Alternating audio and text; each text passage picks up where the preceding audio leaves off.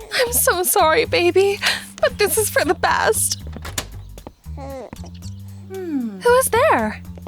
Oh, you are so tiny. Don't worry, I'll take good care of you. That was the day Mom and Dad left me at an orphanage. Hi, I'm Vivian, and I'm 14. This bracelet with an unusual design engraved on it was in the basket with me. My parents also left a note with an explanation. They were apparently criminals and were about to go on the run. Staying with them would have been too dangerous for a baby. Mom and Dad wanted a better life for me. That's why they left me in the orphanage, hoping that good people would adopt me. No matter what, we will always be there for you. Are you rereading the note again, Vivian? Yeah, it's so touching. I'm surprised you'd never shed a tear reading it. That was true. I never cried. The other kids called me a soulless robot because of that. But the truth was, I did express emotions. I just had my own way of doing that. I would hide in the attic and draw whatever I was feeling. When I was 8 years old, I was adopted by Mr. and Mrs. Johnson. They were emotionless lawyers, so a kid like me was perfect for them. From the outside, we looked more like business partners than a family. All in all, I had a good life. My adoptive parents were strict, but at least they gave me a home.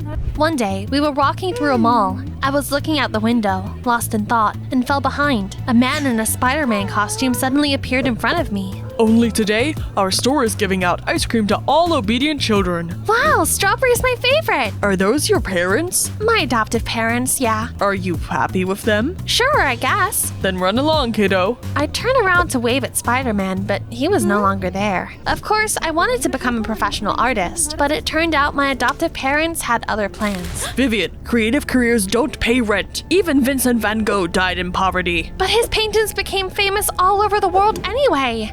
You are going to follow in our footsteps and become a lawyer. For a while, I tried to play by their rules. However, now that I wasn't drawing, I could no longer express my emotions the way I used to. For example, I once found a stray kitten on the street and brought it home. Is my house a flea farm? Get it out of here! A flea farm? This filthy stray isn't staying here! They took the kitten away. I didn't know what they did to it. On the inside, I was seething, but on the outside, I looked as calm and detached as usual. Then one day, I wrote a great essay at school. But when I was about to sign it and hand it in, I was distracted by Kit, my stupid, arrogant, but very popular classmate. Look, a meteorite is falling. What? No way! Like a fool, I fell for his trick and looked out the window. Meanwhile, Kit swapped our essays. By the time I realized it was too late. Vivian, your essay is the worst in the class. How dare you write that I look like a toad? Wow, rude, Vivian. Or should I call you Frosty? He said that because even though deep inside I was shaking from the injustice, I still looked cold like an ice princess. Our teacher was furious and gave me a detention. I had to stay behind after class. Thanks for the essay, Frosty. Enjoy your detention. That was the last straw. In a fit of anger, I trashed the classroom. After I calmed down and looked around, all I felt was sadness. If I don't find an outlet for my emotions, I might get in serious trouble one day. I grabbed chalk and started to draw on the blackboard. I was feeling better with every line I drew. Eventually, I relaxed and started to clean up the classroom. I need to draw to avoid such outbursts in future. My parents can't find out though. On my way home, I saw a family moving into the house next door, Mr. and Mrs. Smith, and their 16-year-old daughter, Sandra. They seemed nice. But my adoptive parents were enraged because our new neighbors immediately started to renovate their house and it was super noisy. I'll report you to the police. Doing the repairs during the day isn't even illegal. Years went by and I turned 14. My parents still fought with the Smiths every chance they got. For example, Mom and Dad took offense to our neighbors throwing a party in their backyard. Would you stop laughing so loudly? Sorry, it's just that our daughter Sandra is back from college for a visit. I guess some things never change. I was still drawing in secret and hiding my drawings in the attic. My classmates still didn't like me. Kit kept calling me Frosty, and I eventually dyed my hair blue and proudly showed it off to my classmates. Well, do I look like a proper ice princess now? Of course, my parents didn't approve of my new style and complained for a long time. However, good things were happening too. Lately, I'd been getting lucky a lot. For example, one day I was staring at my phone screen as I walked down the street and didn't notice an open manhole in front of me. But then someone warned me about the danger. Vivian, look down! I wanted to thank whoever helped me, but there were too many people around. That wasn't the end of it. Why did you do that? I wanted to see if the ice girl would melt for some water. Bro, have you filmed it? The very next day, I came across a video of Kit pouring water on himself and publicly apologizing to me. When I got to school, I asked Kit what made him do that. It doesn't matter. To be honest, I've only been bullying you because I like you. That's not funny. He seemed scared and was clearly hiding something. Or perhaps it was just another idiotic prank of his. Soon, Valentine's Day came around. I didn't get any Valentines. But when I walked out of school, a delivery guy was waiting for me with an armful of balloons in front of it. Wow! Who sent them? I don't know. They just asked me to deliver them to a girl with blue hair and a soul pure as ice. Was it Kit? I immediately asked him about it. I wouldn't spend a dime on you, you wacko. Why am I not surprised? Vivian, wait. I wanted to send you this Valentine, but couldn't pluck up the courage. I'm sorry for the way I treated you in front of my friends. Please understand. I'm the coolest guy at school. I have a reputation to uphold. Kit, you're a coward. Stay away from me. That's what my life had been like lately. That evening, I sat in the backyard and browsed websites offering drawing courses. I knew that I wouldn't get to attend any of them because of my parents. But then... Ouch! I'm so sorry, Vivian. Don't worry about it. I watched with mild envy as Sandra played frisbee with her family. My parents and I never did stuff like that. I was about to pick up my phone, but Mom beat me to it. She definitely saw my open tabs. But for some reason, she didn't say anything. Imagine my surprise when I got a call the next day and was told that I had been accepted into a drawing course. I thanked my parents for the gift, but their reaction surprised me. What? We didn't pay for any courses. You are not allowed to draw, remember? By the way, we found your paintings in the attic and threw them into the fireplace. I was horrified. I checked my hiding place and realized they weren't lying. It made my blood boil. I lost it just like I did when I was a kid. Since I can't express my emotions by drawing, I'll do it by destroying. I grabbed cans of paint from the garage, ran into some alley and let my anger out on the wall there. Vivian? Hello, Miss Brown? What are you doing? Defacing an innocent wall. Don't say that. This is a masterpiece. Really? I took another look at the wall and realized that even while raging, I managed to create something beautiful. Then, I told my former teacher that my adoptive parents forbade me from drawing. They don't understand that this is my life. Then don't listen to them and follow your heart. Mrs. Brown's advice inspired me to take my fate into my own hands. I didn't know who paid for the course, but I realized I wouldn't miss my chance. The drawing classes let me express how much the lack of understanding by my own family was hurting me. Vivian, this is absolutely phenomenal! So much passion and emotions! Would you let me send your paintings to a talented student art exhibition? Sir, it would be an honor! Of course, my parents gave me the scolding of a lifetime for disobeying them. Stop fooling around! All artists are pathetic poor losers! And it's not like you're talented. I wanted to plug my ears, but then I got a call from my art teacher. Vivian, I have incredible news. An anonymous art connoisseur bought your painting for $1 million in an online auction. What?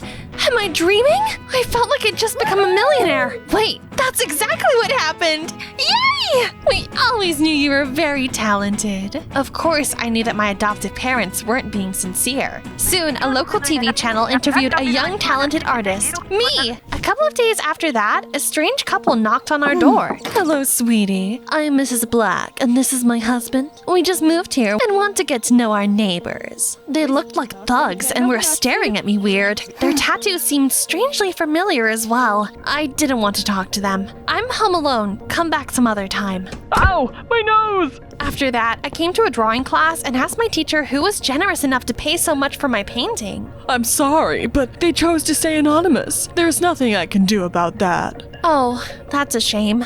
I wanted to find out what they liked about my painting. On the way home, I got a call from my former teacher. Vivian, I have bad news. Someone broke into the orphanage and stole your personal file. I suspect your biological parents did it. Why would you think that? They're fugitives, are they not? I think they found out you're rich now and decided to find you and your new family. Please, be careful. I will, I promise. After that day, I saw Mr. and Mrs. Black everywhere. They were always hanging around our house or bumping into me next to my school. That was a strange coincidence. As soon as I made $1 million, that suspicious couple showed up out of nowhere and started to follow me around. What if they really were my real parents? I need to find out who they are before it's too late. Who knows what they might do? Vivian, Hi. Do you only call me by my first name when your friends aren't around? How cowardly. I'm not a coward, and I really do like you. Not a coward, huh? Prove it then. I asked him to help me break into the Black's house. To my surprise, Kit easily agreed. Be quiet! I need to find something. I'm as silent as a ninja. I'm fine. You're a moron. I was petrified when I saw photos of myself hanging on the wall. Wow. Why were those psychos stalking you? I think they are my biological parents. I suddenly realized why Mr. and Mrs. Black's tattooed seemed familiar to me. They looked just like the engraving on my bracelet's locket. Then the door opened with a bang, and to my surprise, the Smiths spurt in. You're in danger. Follow us, quickly! Without explaining anything, they grabbed Kit and me by the arms and dragged us to their house. That's her! Follow them! Those thugs chased after us. Once we reached the Smiths' house, we all hid in the basement. They had a whole bunker there. It felt like we walked into a luxurious palace. Mr. Smith called the police. For some reason, Kit was looking at Sandra suspiciously. Wait a minute. You're the girl who threatened me after I doused Vivian with water. And this is my painting. I thought a mysterious collector bought it. Who the heck are you? Vivian? We are your family. What? No, you're lying. Just like on my bracelet. Everyone in our Mafia clan had tattoos like these. We were big names in the criminal world. Even though we were trillionaires, we decided to leave the clan after you were born, Vivian. We testified to the FBI against the head of our clan, and in return, the government promised to put us in the witness protection program, but we knew our former clan would hunt us down to get revenge. Sandra was too old for us to give her away, but we decided to give you a chance at a normal life without dangers lurking at every corner, Vivian. That's why we left you at the orphanage, but we were always there, as promised. We even moved in next door to you. If that's the truth, then why didn't you ever tell me? We didn't want to hurt you. Besides, we thought you were happy with your adoptive parents. I asked you about them, remember? I do. You were wearing a Spider-Man costume. We looked out for you the best we could, sis. We didn't let the bullies hurt you, sent you Valentines, paid for your drawing classes. We also bought your painting. It's incredible, honey. You're very talented. All of a sudden, angry mafiosi started to pound on the door of the bunker. Come out, traitors! You have nowhere to run! Are they members of your clan? They are. Once they found out about you, it was easy for them to find us. We knew that sooner or later they would come for us. That's why we built this bunker. We're done for. My heart was pounding, but a minute later, we heard police sirens. After the mafiosi were arrested, we were able to breathe a sigh of relief and leave the bunker. What an adventure. It was way cooler than in the movies. Since the bad guys are now behind bars, can we stay together? Honey, the Blacks are just pawns. Our clan will definitely send other people to hunt us down. You will always be in danger if you stay with us. You're my family. I'm not afraid of anything as long as I'm with you. You're right. We should stick together. That's what makes us strong. I'm not crying. I just got something in my eye. My adoptive parents quickly gave me up once my real mom and dad paid them. Have a nice trip. Look, Frosty's finally leaving. Her name is Vivian, and she's amazing. Don't you dare even think badly of her. Now I believe that you're not a coward, kid. My family's fortune helped us escape to an exotic island. We were happy there. Sorry, but I need to keep the name of the island secret so that our enemies won't find us. I'm sure we'll be fine though. Oh, all hell's about to break loose.